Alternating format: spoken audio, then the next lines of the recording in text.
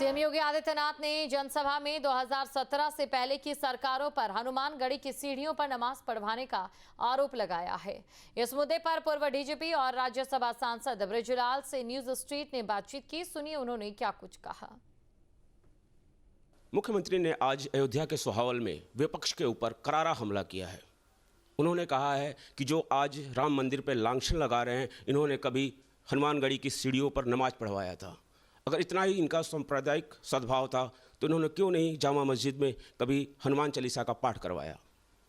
इसी मुद्दे को लेकर के हम पूर्व डीजीपी और वर्तमान राज्यसभा सांसद बृजलाल जी के साथ हैं और इस विवरण को हम जानने की कोशिश करेंगे। सर, क्या था मामला पूरा? 29 अगस्त 2003 को माननीय मुख्यमंत्री बने मुलायम सिंह यादव जी।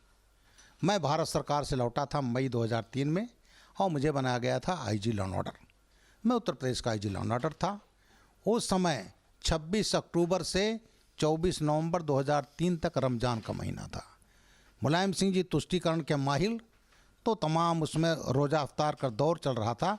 और वो ज़माना ये था, मुख्यमंत्री आवास में तो होता ही था, डीएम, एसपी, कमिश्नर, डीआईजी अपने घरों में भी रोज़ा इफ्तार कराते थे। उस समय राजू सबरवाल हमारे एसएसपी फैजाबाद थे, आज का अयोध्या। और उस समय आईजी जोन लखनऊ थे, 1975 बैच के एक आईपीएस अफसर, और वो बड़े मुलायम सिंह जी के खास थे। और वहाँ राजनीतिक इशारे पर उन्होंने तय किया कि हनुमानगढ़ी के ठीक सामने बिल्कुल सीढ़ियों से सट करके रोज़ा इफ्तार होगा और नमाज पढ़ी जाएगी। जब ये बात कही कि मेरे आईजी मेरे एसएसपी मेरे टच में थे और उन्होंने राजू सबरवाल ने मना कर दिया, नहीं हो सकता। तो बल्कि आईजी उनसे नाखुश हुए कि नहीं, मैं होता तो मैं अंदर पर पढ़ा देता। उन्होंने कहा जामा मस्जिद में क्यों नहीं होता होली मिलन, क्यों नहीं वहाँ हनुमान चालीसा होता।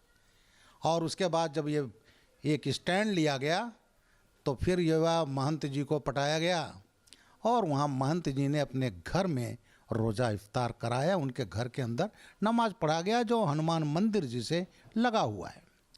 उसके बाद हम लोग अलर्ट थे और उसमें ये किया गया कि हनुमान जी के, उनके महंत जी के घर में जाने के लिए 3 स्टेप है।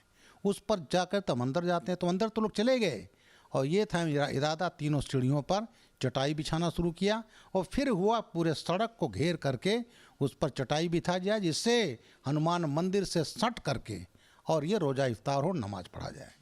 लेकिन जैसे ही बिछाना शुरू किया, उनके उस प्रयास को विफल कर दिया गया और चटाइयाँ उठा करके फेंक दी गई।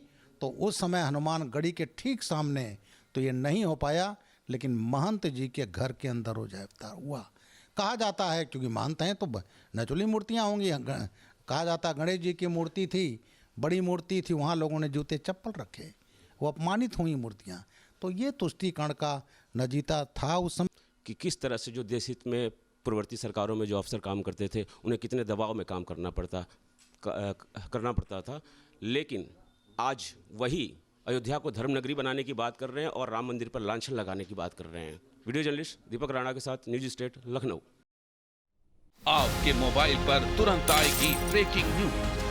स्क्रीन पर सबसे पहले दिखेगी बड़ी खबर, देश दुनिया की हर खबर एक जगह। अब आपके मोबाइल पर तुरंत फटाफट इंस्टॉल कीजिए न्यूज नेशन ऐप और रखिए खुद को अपडेट।